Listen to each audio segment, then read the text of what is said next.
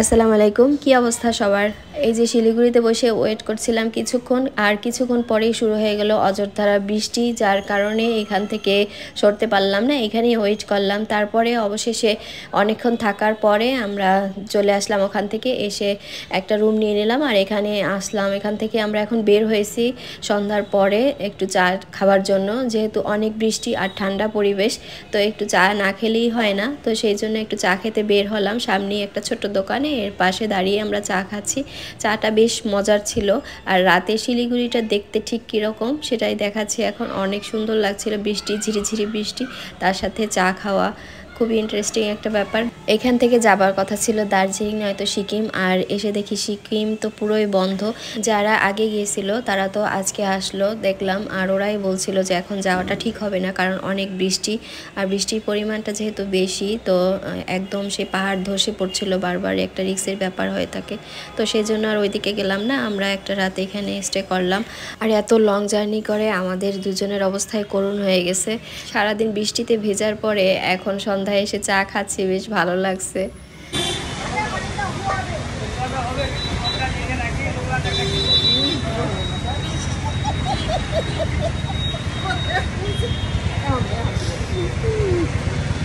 আমাদের রহিম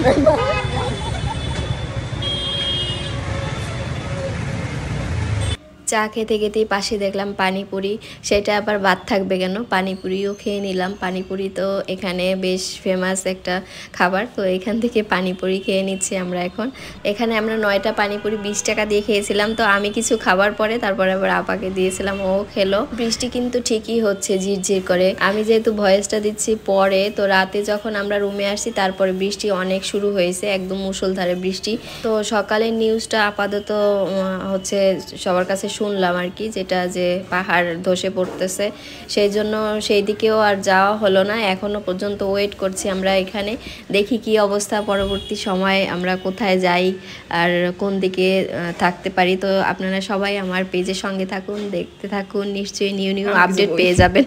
খাচ্ছে এখন পর্যন্ত আমার বোন, তারপর আমাকেও স্বাদ দিচ্ছে, এই দেখেন আমাকেও খাইয়ে দিচ্ছে, হ্যাঁ দাও আমিও খাবো। আসলে অনেক মজার, বুঝতে পারিনি এতটা মজা হবে, আমি প্রথম খেতে চাইনি, তারপরও জোর করে, এই দেখেন তামসাটা দেখেন, আমার না দিয়ে সে নিজেই খেয়ে নিল, এতটাই স্বাদের ছিল খাবারটা, বুঝতে পারিনি এতটা মজা হবে। আসলেই অসাধারণ, খুব ভালো লাগছে আমার কাছেও, যদি আমি এই খাবারটা খাই না তারপরও আজকে বেশ লাগলো আমার কাছে।